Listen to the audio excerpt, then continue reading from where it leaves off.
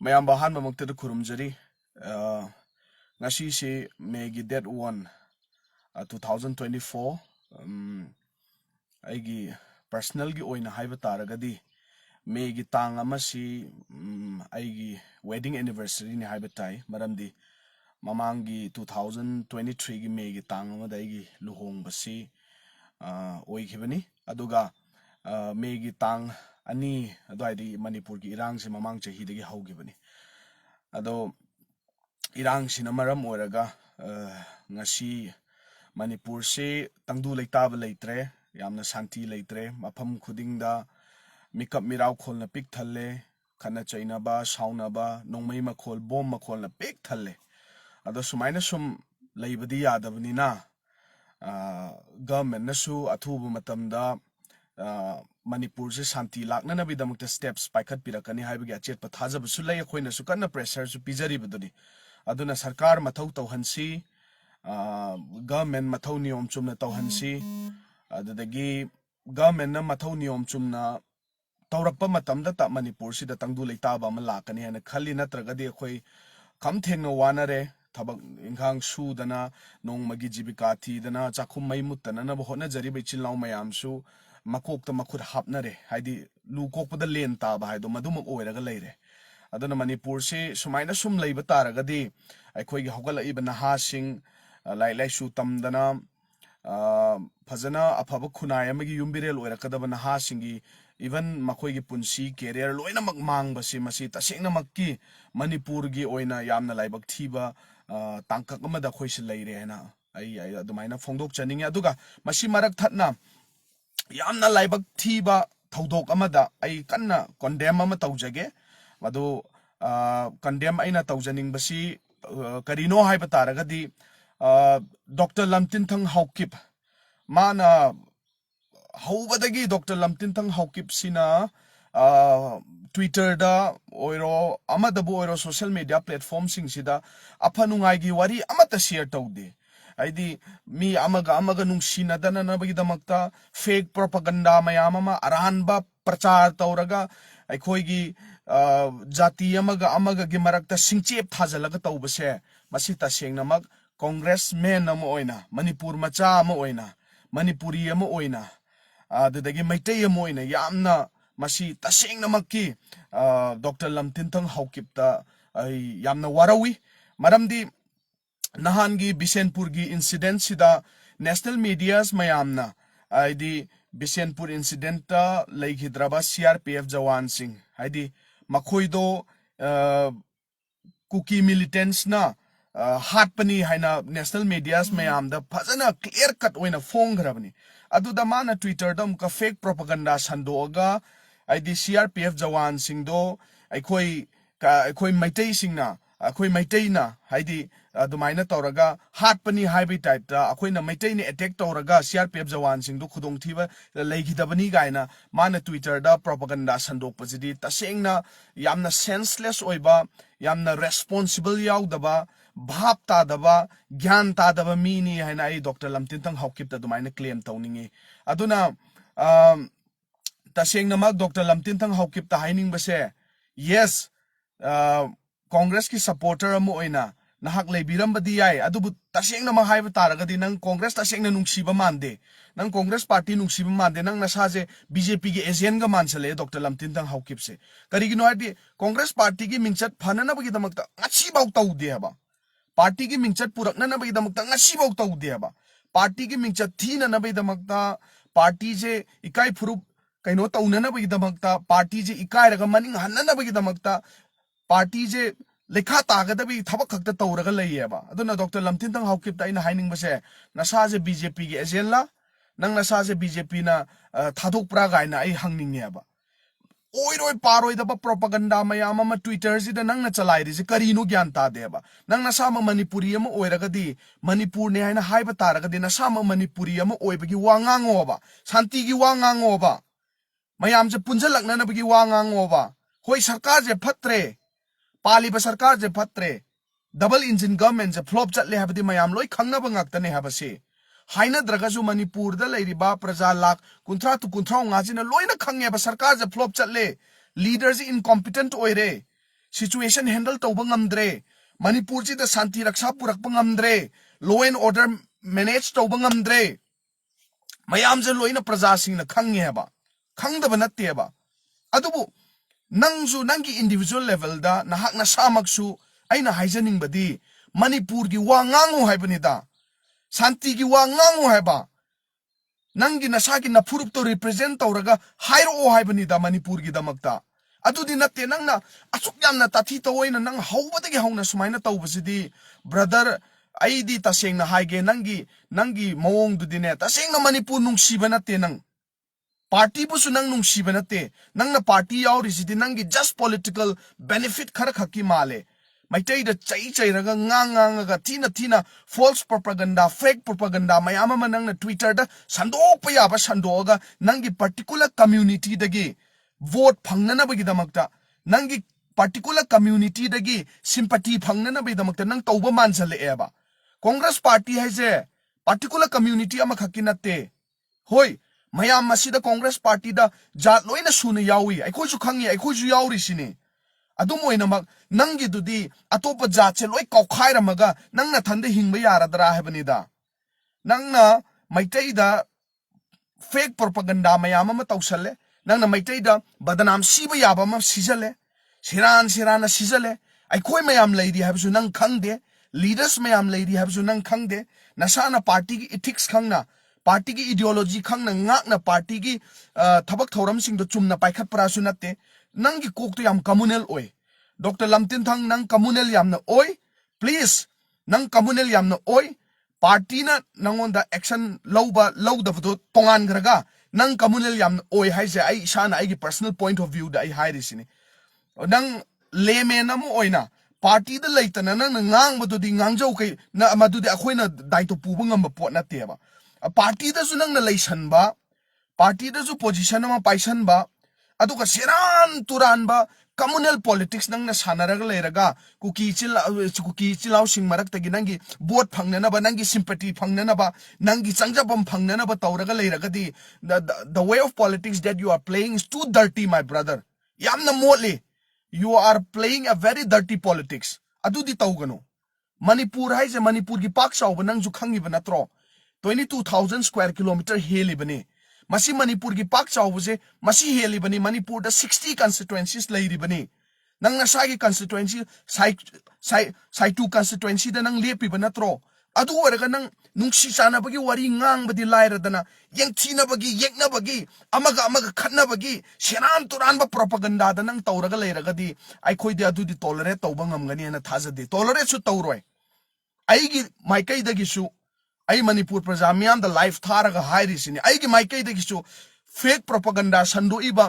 Dr. Lamtin Tang Haukip se magi mayokta ai kholau laugani party gi leader sing dasu ai magi mayokta hai bi aba ai hai gre karigino hai da bi ade Manipur thugaina na bai damakta Manipur gi leidi ba jati mayam se da singchep thajalaga mana jati mayam se chingai han na bo hotna ri se masigi mayokta suma mi ji di party da thamoi da bani haina ai leader sing da message thagre phone tauraga sauna ba yaba sauna gre khatna ba yaba su khatna gre aduga athuba matamda mabu action lohan gani haiba se masi ai gi life sida ai phongdo isine ba tasing na tolerate to bangamde khang bangamde mana tainari do kanano nang kanano hairibni da nang na samak Manipur ji da santi pam da braba ai gi wakhal da Dr. Lamtin Tang Hauki masamak Manipur ji da santi pam da mi sing manung da ama oire ba propaganda do mai sandu ido karigino haibni da national media mayam da amuktang chatlo ba amuktang naino ba India Today na kari hairi आज तक न करी हायरी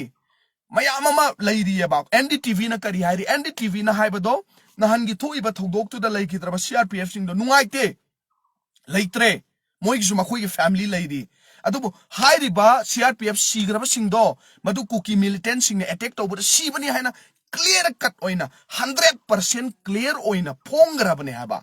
अदुदा माना उनको मैतै दो ओंजल इसे अंगकपने हाबनिदा लालगति लाले हायबा तमगदबनी canoe सोइगिबदो सोइगरे हाइबनी canoe तौगिबदो तौगरे हाइबनी canoe तौदे हाइबा याब्राबा सिगी लानसिदा सोइसे कना नो हाइबनीदा कुकी खक्ता सोकप्राबा मैतै दि सोकतब्रो मैतै पांगन सिंग दि सोकतब्रो अतोप फुरुप सिंह दी सोक्तब्राबा लैरिबा इशू सिना कनाम त सोक्ते हाइबा यादेबा मणिपुर दा लैरिबा जाति खुदिंग लैरिबा इशू सिदा मयाम लोइनमक सोएबा मयाम लोइनमक अवाब नंगेबा मसी अवाब नंगिबसे कमाइन तौरगा लोइसनजे कमाइन तौरगा लोइसनजिगे हाइबसो नंग नसागी नंगी फुरुप तुदा नंग नसागी नंगी कम्युनिटी दसु नंग होटना देबा नंगी कम्युनिटी दुदा नंग प्रोपागंडा सेरान तुरान हाइजल लगा सेरान तुरान तमझल लगा नंगी जाति दुदगी नंग सिंपैथी खर फंगननबा वोट खर फंगननबा मथंगी इलेक्शन नंग वोट काननबा तौबो रगदी नंग तसेंगना यू डोंट लव मणिपुर नंग मणिपुर नुंगसीब नते मणिपुर नुंगसीरगदी नंग अदुमाइना तौरमदबसु याय अदुना brother mister Lamtinthang Haokip please fake propaganda मसे यारिमम खै तौबिगनो नंगी हकतक्तने नंगी हकतक्ता कांग्रेस पार्टी से पूरा इकाई नंगबने नंगी हकतक्ता अदुबु नंग अमा लेना अदुमाइना सेरान तुरान बा नंगी साइट तो हन्ननबो होनबदो मदु तौगनो नंगी मी सिंगदुदा नंगी चमजरबा प्रजा सिंगदुदा नंगी अरानबा प्रचारदुना मरम ओरगा मखोइजु ब्रेन वॉश तौथोगा सेरान तुरान बा थबक लोमदा संजन हन्ननबगिदमक्ता नंगना होनबदो अदुदि तौगनो नंगना नुंगाइना लेबा अदुगा नंगी खंगजदबा प्रजा सिंग पामलौ सुदना पान थादना हिंगोन कोइदना नुंगाइना फजना लैरिबा अदुम नोंमगी सुदना खोतना लैरिबा प्रजा सिंगदुना नंगना ब्रेन वॉश तौसलगा ओ अदु तौबनी मैतैना अदु तौबनी ओ नागाना अदु तौबनी हाइना अदुम तौरगा लैरगदि अखोइ हिंगमिनबा यारोय तसेंगना नुंगाइते नोंग निनी सिदा फेसबुक सिदा सर्कुलर तौरिबा मयाम मेंशन तौरिबा मयाम ट्विटर दो कया हैंडल तौरुदबनेना आइदि उबु उरुदेबा अदा आइगे फ्रेंड सिंग खरना करिनो डॉक्टर लमतिनतंग हाउकिपना हाइरिबा पोचिबु अमता येंगबियो हाइना इंगोंदा थारकपा मतमददी तू इसाजिदा लै मसा खकी काननबगिदमक्ता सुमाइना मणिपुर लैमाय असिदा ट्विटर गी प्लेटफॉर्म दा सेरान तुरानबा संदोकपसे मसी आइगी तरफ तगिदे अखोइ तुमिना लैरोय पार्टी गी सेनल लीडर सिंग सु तुमिना लैगनी हाइबगी थाजबा लैते अदुना तसेंगनमक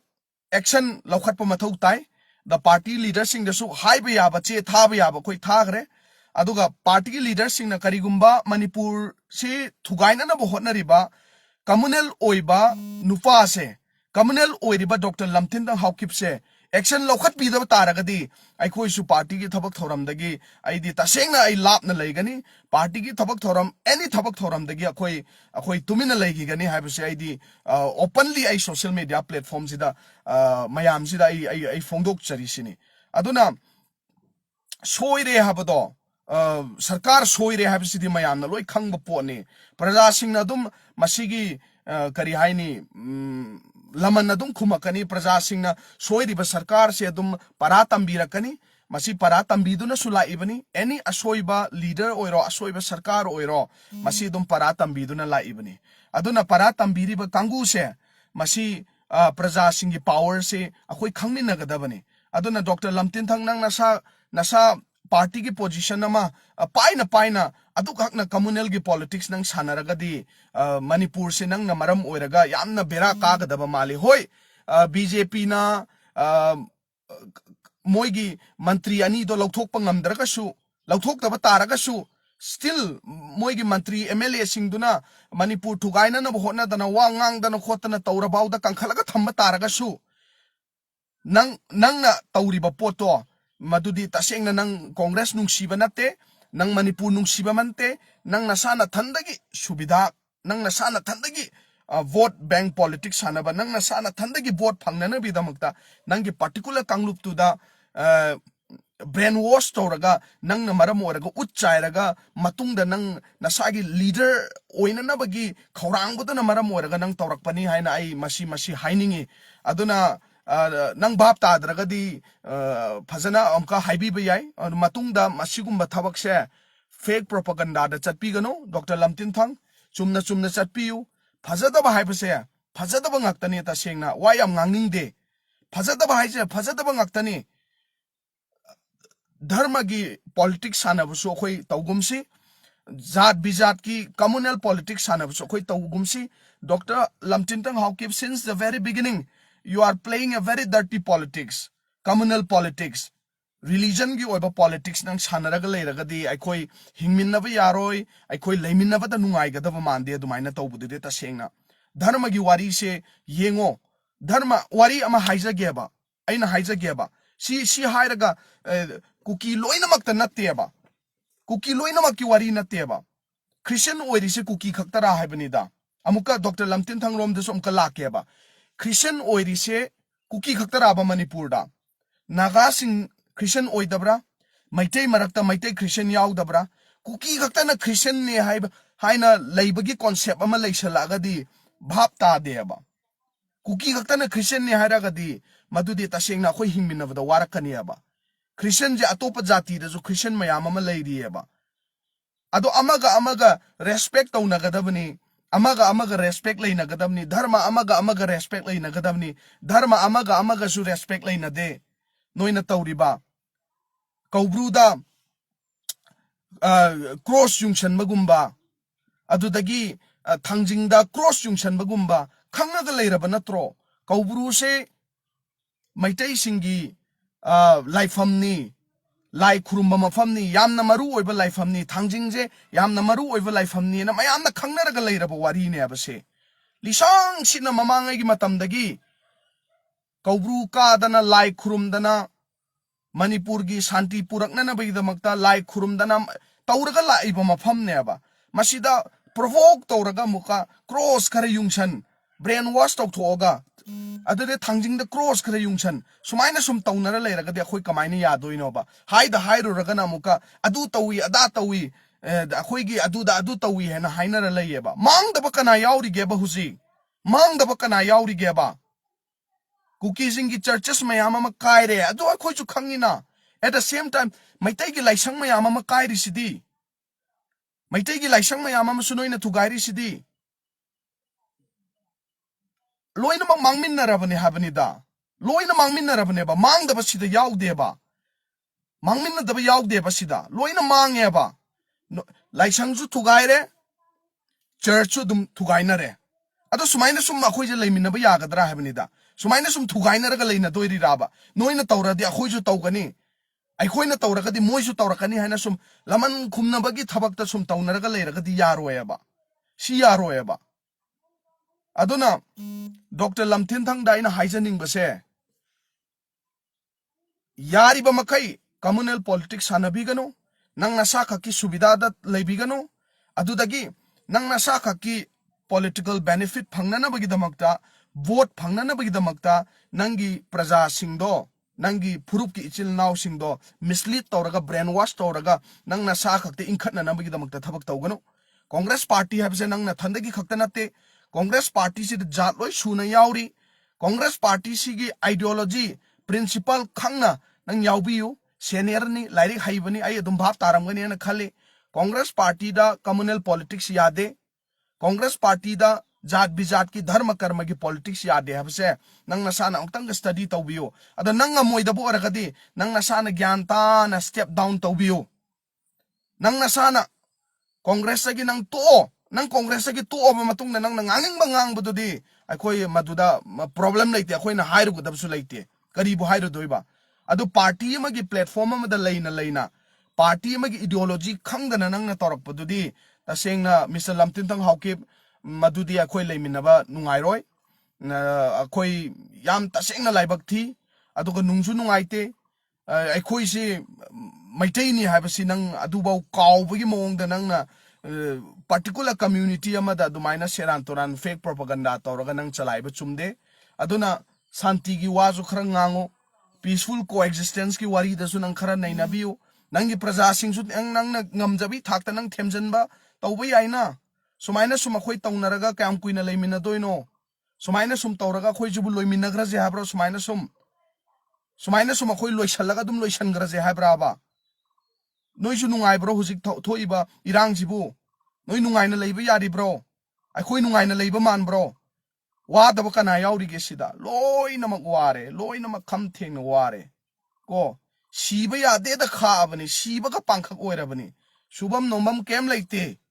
paisa tanbam leite ching chaki mamana tia pakna pochei gi mamana tia pakna wange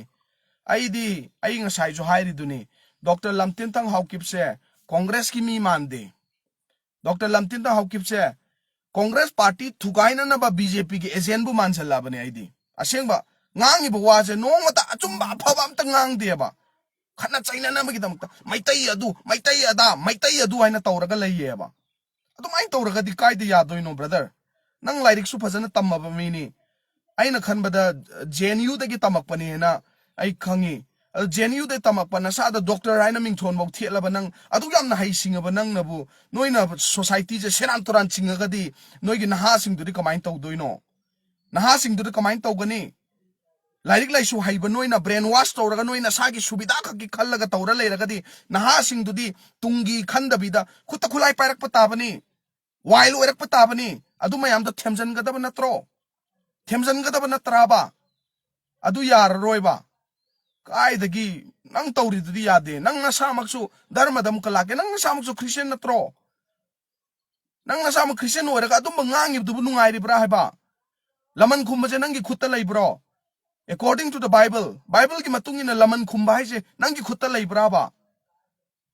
karino nang haining idubo Congress party de yaur je na thandaro Christian oiri si ju noi khaktaro Bible na laman khumba mina adu da tawra ga di somda thara ga di somda thaja lo kai na hai ba yaw braba ngakpi ba kokpi ba kairo lekai bu nungsiu kairo lekai do nangi nachina naw nang nasama nungsibugum na nungsiyu pitok pa hayu pinaba kallu santi gi damakta noi de layu tamjaningai oyu afaba khunai ma semu khana chaina bada yaw ganu gaina mayam ma hairi dudi nang nasama 10 commandments som tang pabiyo ai ado hakna haibadi natte pawom tang 10 commandments to 10 commandments par kana nang nasana khangani yathang tara du da kari hairi do nang khangani aba adu di natte kai degi sumaina sum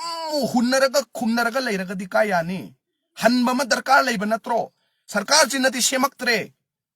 sarkar jinati paikhalaktre ba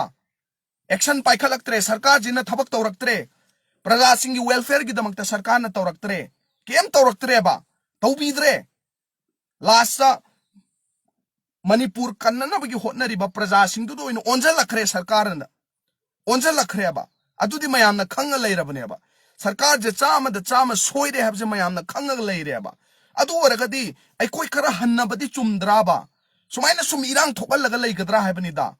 nang na samaksu Dr. Lamtin tang na samaksu irang thokan bagi makok oin oira leire haba adudi tawgano khara hanma mathau tadro hanma mi do maithi bana tine ahan bad sorry haiba mi do maithi bana tine हल्लगा शांति लापदुनी हेना फत्रो सुमाइना सुम तौनरगा लेदोय सरबुदी कौब्रुदा क्रॉस युंगसलगा करी प्रॉफिट फंगे कौब्रुदा क्रॉस युंगसलगा नोय सरगा यौदौरी ब्राबा थंजिंगदा क्रॉस युंगसलगा नोय सरगा यौदौरी ब्रा हबनिदा करी कानाबो फंगिगे बा खोइना तौरिजिबो मनिंग हन्नरगा द मंगक्तनी खुद थानाद्रगा दि खुद थानारोय द बखक्तनी कायदगी अखोइना खितंग लेमगद्रा नोइना खितंग लेमगद्रा कनाना नोब लेम थोकना दोइजे प्रजा अखोइ मसिन लेम थोकना रकदब नत्रो मांग म याबा मांगमिनरे सीबा याबा सीग्रे असीबतना मांगजब नत्रो हुजिक कना मांगजदब लेगेबा लास असीबा खक्तने मांगज लेरमिसे अदो नंगना मणिपुर शांति की वा ngang बगी महुत्ता अदुमाइना पर्टिकुलर कम्युनिटी दा मैतै दा खक्ता खुद थिला ngang करी तोंगजब लेगे अमता हाइरोने करी तोंजे दोइनोबा नंगी खंजरी बो वाखलदो नंग निंग थुंगदौरी ब्रा हाइबनिदा थुंगोय थुंगोय अदुमाइना दुम तौरगा लेरगदिने डॉक्टर लमतिन थंग कैदोंगै दा नंगी वाखल नंगना सागचरिबा आशा निंग थुंगोय कम्युनल पॉलिटिक्स सानबा मी अमतंग असि माइ पाखिबा लेत्रि फत्तबा पॉलिटिक्स सानबा मी अमतंग असि माइ पाखिबा लेत्रि पाखिबदी याय इज्जत लेनदी हिंगोय अदुने खोइना हाइनिंगबसे यामना पेंदे नुंगाइतेबा सुमाइना तौरगा कोई सुमाइना सुम लेरगा खतना चैनबगी कापनबगी हुन्नबगी नंगना चुम्मगा लेरबा पोतुदम कमैतैदम का ताइनबी मैतैदम को हुनजलकपी अदुदि का यादोइनो मैरा पाइबीदम का खुद थिलगा ngákpi इमा मैरा पाइबी सिंगना लौरिबा मणिपुर की रोल से नंग खंगब्राबा हा नंग खंगब्रा हैबनिदा Manipur da leiriba ima maira paibe aidi Manipur gi wani ko ina ngangi se particular community amagi nate Manipur da leiriba ima maira paibi mayamna lawriba role se nang khangbra ba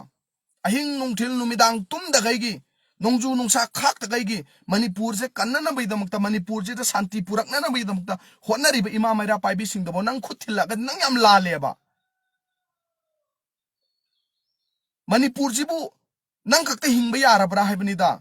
Manipur je nangi saitu kendra to kakte hingba yarabra ba aduna as khangde yam ding ngangnge ngangbam khangidre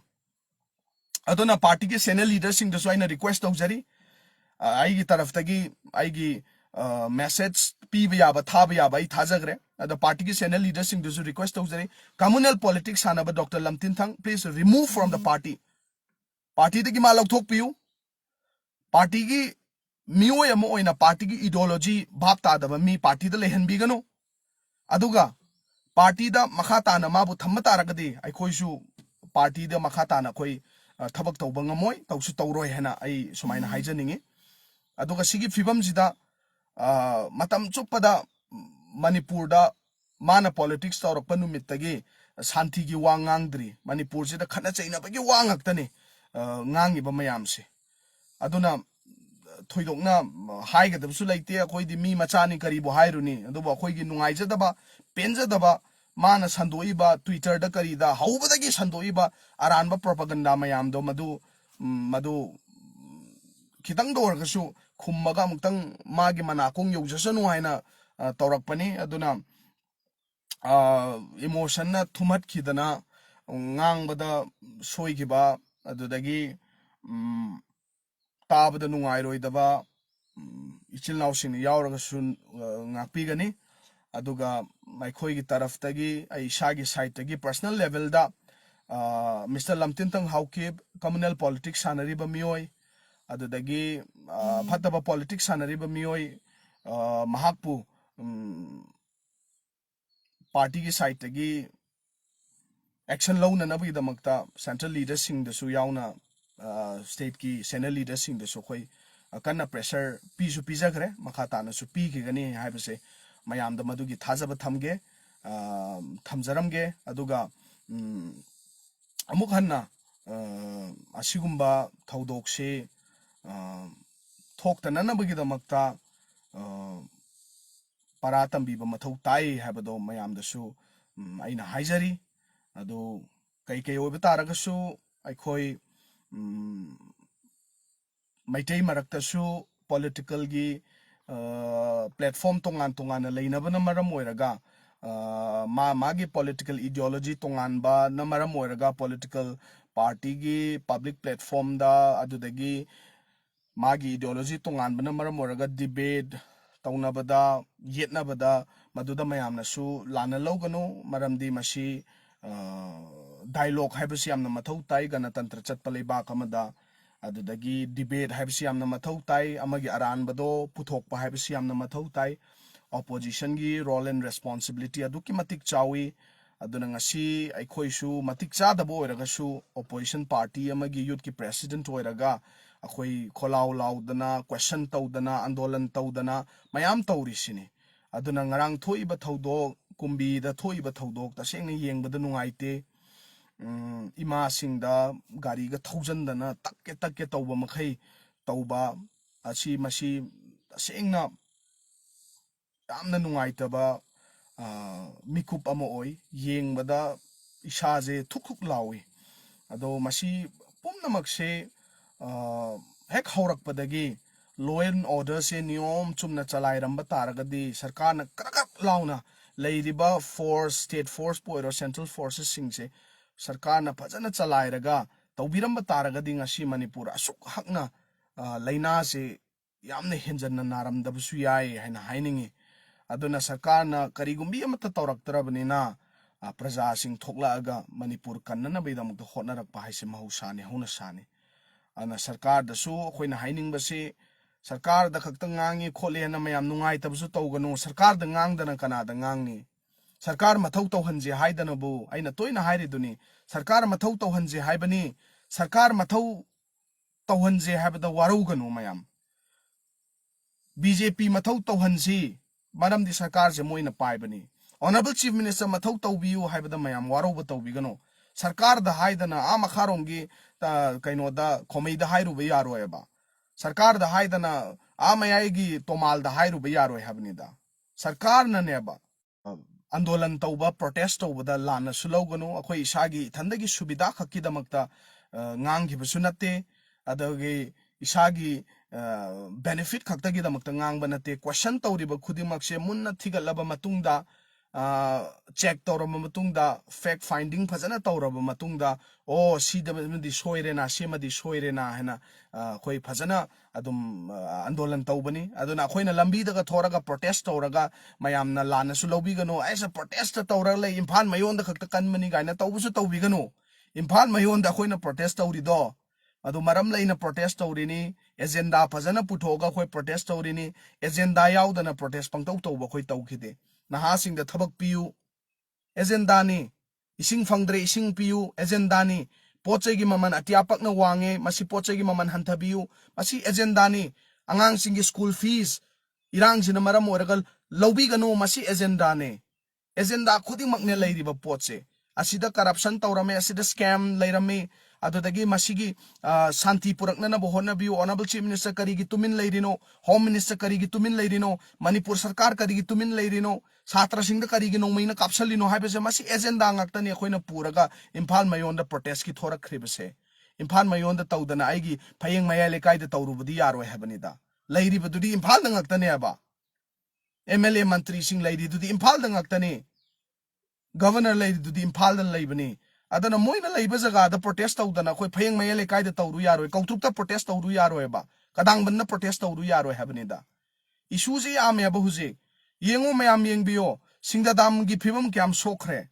hana di singdadam je phibam so ya haraga su ising da dum leibane ba thingjallaga reserve tawsela thamaga maduda law unana baidamakta canal de ising thadoraga madu law unarami ba jaga ne ba hojik singdadam ising sungai leitre ising thakpa phangdre mayam manipur ising warabani sisu issue natro issue to kanada pukhattoino ta tomal da pukhat kadro ta phaijaw da pukhat kadra ba awanglom gi ta khomai da pukhat kadra haibani da sarkar da pukhat pata bani kaino sarkar da hai da kana da hai doino ching electra ka di ching minister du da hai bata bani anjali da hai rubudi yaro eba ching electra ka di ching minister kanano Kevin PD minister kanano honorable minister Sushindro natro mangon da pukhat na kana da pukhat toino haiba kana da pukhat toino thadoi da hai rugadro aduna aikoina ching electre o ising phangdre hairagadi magi bibak tu da hai batabani magi mantri du da hai batabani mai tharak tragadi kana da hai doino mai gi mantri da hai tabani kaino nong chudringe da mai hana mut khrani nong khongdringe da mai hana mut khrani sibu karino handak ti yengo khoirom sai chu singda phayeng kadangban kangchup taren pokpi kautruk laireng kabi senjam chirang masi mayam je paktak nana lairen sajik leiriba si mayam je lamlongai leiriba mayam sanjembam leiriba mayam je law uroi dauri aba karigino singdadam ising sungai leitre aba law udragadi kaidege khoi cha doino habani da lawmi gi importance e masi jo khoina khangadabane aba aduna si mayam je kanada hairu doino sarkar da haiba tabani kaino ado khoina sarkar da chairuba ngang uba matamda sawbusu yawe sarkar da karigu mahairuba matamda sawbusu yawe aba ado sawragadi kari kana doiba sarkar da ching piu haina haiba matamda sawgala agadi kari haidoiba khoi ching pidradi ching piu hai tabani mai tharak tragadi mai thabiro haiba tabani lambi sem dragadi lambi sembiu haiba tabani aduna haibam thokpuja khoi sarkar da hairi sarkar da pressure tawri sarkar da pressure tawbugi hairubai akoi khudong thiba khotana mayam thokra dune adu bauda manipur miyam gi damakta khallaga akiba leitana dum still hairi bane ba asi haiba matamda aikoi yamna henmangre ngangmangre na tawnaragadi sidi yaroe ba aduni chinlaw sing akoi magi ngamjaba level da mana lawjari ba role do khoi lawminasi mi khudimaki role akoi na respect tawminasi tawduna sulai tawsu tawminasi ozagi role lawmi singi role sinmi singi role imai ben singi role kaithel phammi ba mayam gi role dukan phammi ba mayam gi role magi ichilnaw singi role ngamkhai da ngak seliba खुनगाक सेलिबा खुनगाक पसिंगी role मागी role से मसीदा अमन heli अमन ताई हाइबा यादेबा मी खुदिंग मागी role लोइनमक मतिक चाना पाइनरिबा ngaktani masi akoina amaga respect tawrakanda manipur se tangdu leitaba manipur am oiraktoineba aduna mayam yam de haininge do kuina ngangmalaga su soirak pa haibsu dum yawrakani masidi mioi bani hauna sani aduna yam kuina su ngangba chumde hena su khali ado kari oibu taraga su ngasai gi ahobagi life ki maru oiba topic to lakpa matamda karino aina ngasi pukhaliba life ki topic se karino haiba taraga di Dr. Lamtintang Haukip communal politics fazana sanare Dr. Lamtintang Haukip propaganda aran bada yumpham oiraga fazana tawre ma masa khaki subidagi damakta khallaga ma masa khaki vote ki khallaga ma masa khaki popularity ki khallaga ma manipur sida santi thugaiba mi ama haibado Dr. Lamtintang Haukip hairiba mioi se oire aduna mayamna su adum khangbiraba wafamni ai samak ai gi party ki mi oiba taraga su ai sa life tharaga ai mabu ngangi bisini thina ngangi bisini sena leader sing state amasung central leader sing da ai ba cherol akhoi gi site gi piba hore makhata na su piraga action lokhat pina na midam ta kanna akhoi haire tang sida kaina na ba ya thangni jari mayam soigi lan gi bi yarok su ngak pi gani